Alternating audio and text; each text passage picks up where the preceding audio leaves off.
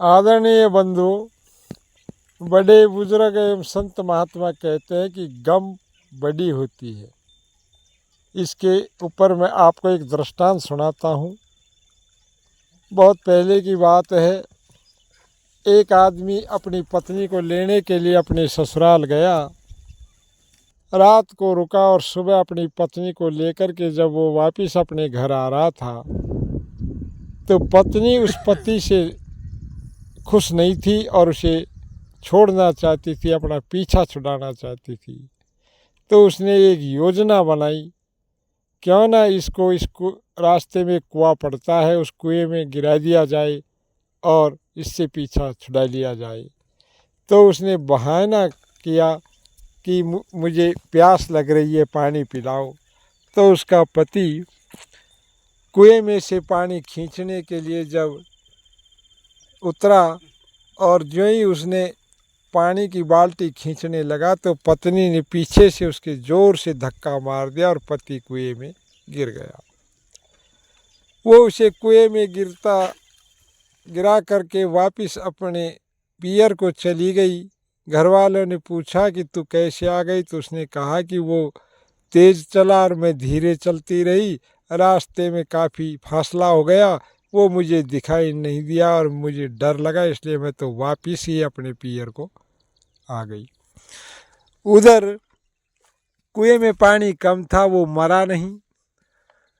सुबह जब जंगल में ग्वाल आए और ग्वालों ने जब पानी पीने के लिए कुएं पर गए तो उन्होंने देखा इसमें कोई आदमी गिरा हुआ है। और जब उन्होंने उससे पूछा कि तू कौन है, तो उसने कहा कि पहले मुझे बाहर निकालो तब मैं बताऊंगा।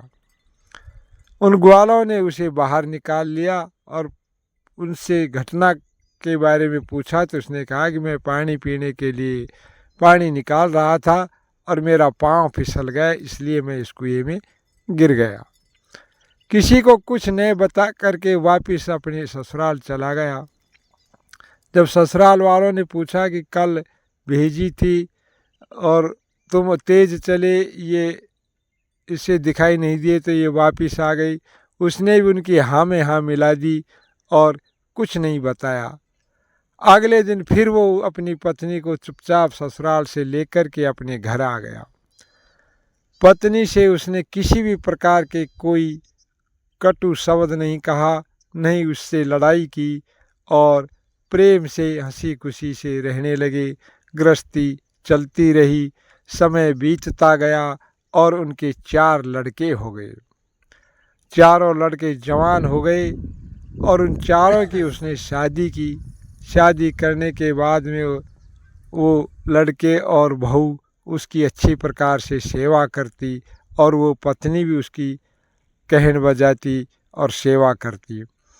जब उसे टाइम पर भोजन और सभी सामग्री उपलब्ध होती थी तो वो एक ही बात रटता था, आहारी गम। इस प्रकार के शब्द वो हमेशा रटता रहता था। तो उसकी छोटी बहू का नाम भी गम था। जब वो खाना लेकर के जाती उस के जाने पर वो वही शब्द कहता, आहारी गम।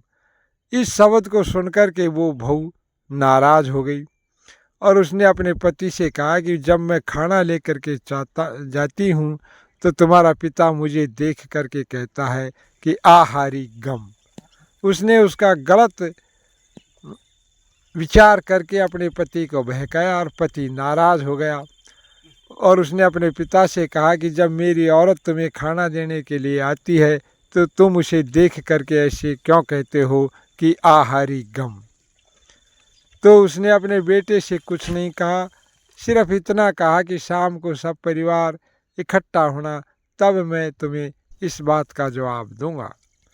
शाम को सब घर वाले इकट्ठे हुए, चारों बेटे, चारों बहू और उनकी माँ और खुद स्वयं वहाँ एक जगह बैठ जाते हैं और वो आदमी अपनी पिछली घटना सारी अपने बेटे और बहुओं को बताता है और वो कहता है कि यदि उस दिन मैं इसे छोड़ देता या इसको मार देता या गलत कदम उठा देता तो ना तुम्हारा जन्म होता और ना मेरी इस प्रकार से सेवा हो पाती। इसलिए मैंने गम खाई और सहन शक्ति रखी, अपना विवेक को नहीं खोया, तो भगवान की कृपा से आज मेरे सभी प्रकार के आनंद है। इसलिए सभी से निवेदन है कि हर छोटी बात को और छोटी करनी चाहिए, किसी को बड़ा करके और अपनी गृहस्थी बर्बाद न करे। गम खाना बहुत बड़ी चीज़ है। नमस्कार।